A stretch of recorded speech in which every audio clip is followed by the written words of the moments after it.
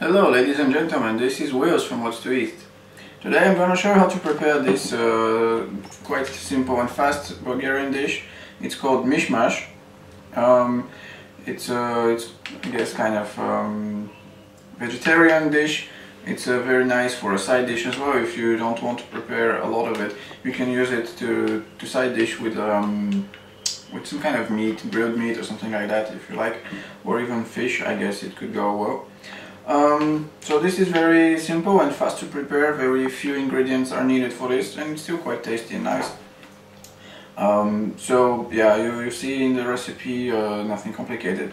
Just a side note, I forgot to put the eggs while making this, so this is not in the video. Just I'm gonna make a little annotation somewhere on the video to let you know when you should put the eggs, but it's nothing too important. Just keep in mind that I forgot the eggs and they should be in the recipe. So sorry about that, but anyways, I hope you like it. So stay tuned for the ingredients.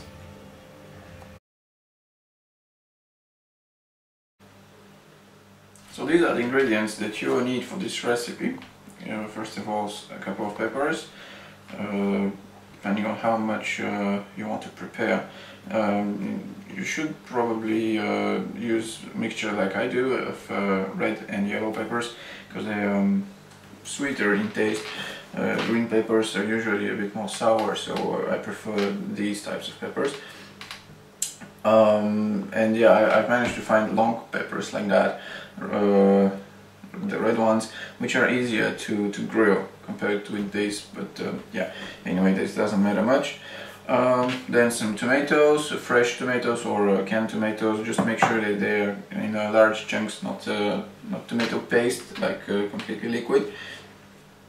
An onion, and the rest is for the spices. So there's a bit of garlic, a bit of parsley, and salt, and finally a bit of feta cheese, Bulgarian white cheese or something similar. This is just to put on top. It adds a taste. Oh, and a couple of eggs, which I forgot to take out, but you need 1 or 2 eggs for this amount of peppers, or more, depending on your taste. So as you see, this is nothing big, quite simple. So yeah, we're gonna move on to the preparation of the peppers now. Alright, so first of all, what I'm gonna do is I'm gonna grill the peppers so that they become all soft and grilled, and it also allows you to remove the skin of the peppers. So here on the stove I've put my grilling pan, or I don't know what this could be called, but it's like a grill on a stove, and I'm just gonna put the peppers and leave them there, turn them around while they grill equally on all sides. Right, so these are the grilled peppers. I left them for a while after grilling them on the cover, here, so that they get softer and the skin peels easier. You can do this, or you can also put them in a plastic bag for a couple of minutes and let them soften up like that. Anyways, now what I'm gonna do is clean and peel the peppers and also the onion.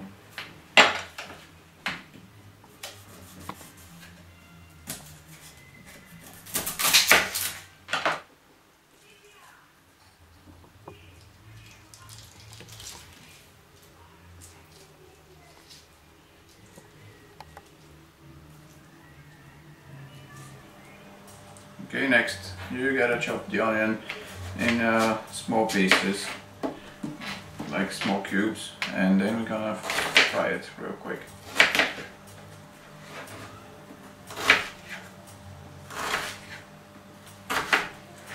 Next, I'm gonna preheat a little bit of olive oil, or if you prefer some other kind of oil, you can use whatever you like. And then I'm gonna add the onions and let them fry.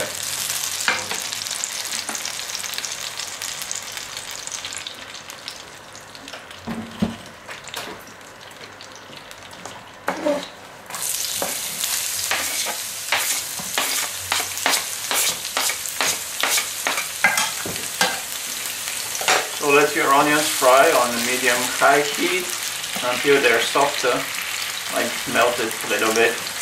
And in the meantime you can chop the peppers in about the same size or a bit bigger than the onions here, like sort of small slices, not very big. And we're gonna add them here as well. Alright, while waiting for the onions to melt a little bit, I'm gonna chop the onions as I told you. The peppers, sorry. So you can do this however you like. You can just make long slices like that and then chop them in pieces like that, or it's just up to you, doesn't really matter all that much. You just want them to be in small pieces that are about 1 bite size, like that, something like that.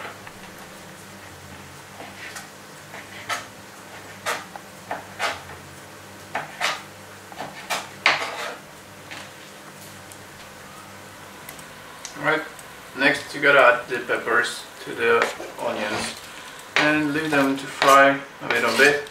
Now they should give out quite a bit of water while cooking, so wait until all the water has boiled out, and then you can add the tomatoes. In the case that you baked the peppers like I did, there might be less water than if you use fresh peppers. You can, I forgot to mention this, but you don't have to bake the peppers. Grill them before cooking them in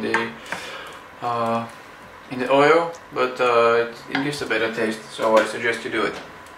So yeah, just wait a little bit until there's no more water and we can add the next part. Alright, I'm gonna add a final couple of ingredients for the cooking phase. So this will be just a bit of salt.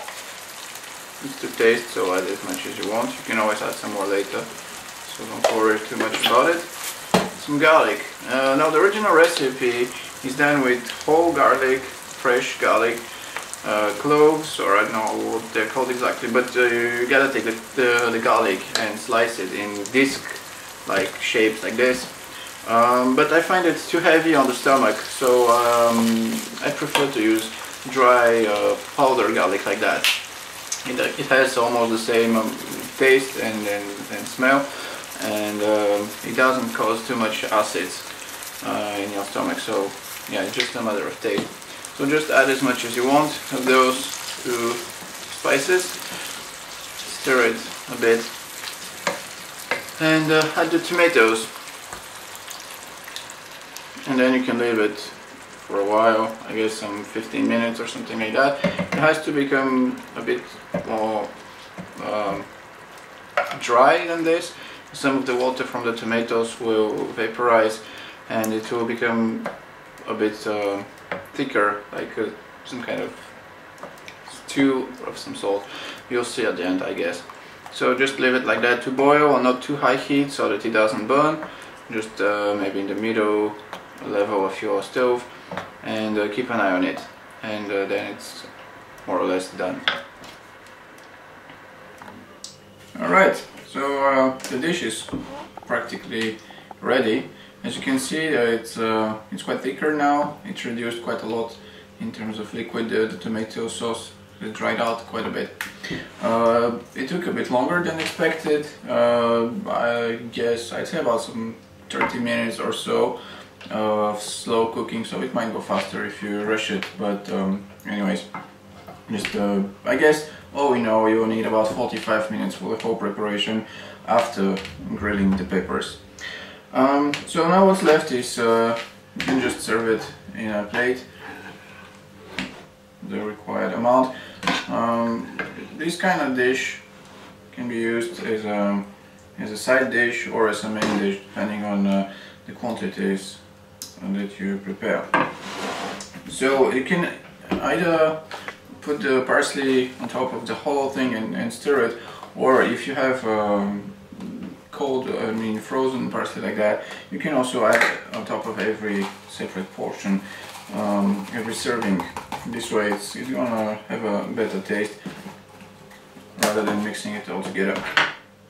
So yeah, I guess in the end you have to mix everything together. And lastly, the white cheese, sorry, it's just to add some more taste to this. So what you should do is just take a piece and break it in small pieces on top like that, and basically this is the whole thing.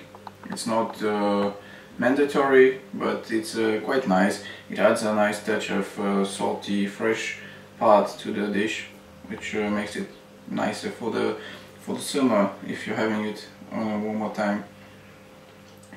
So yeah, I guess that's it. So hope you like it, and see you soon at What's to Eat.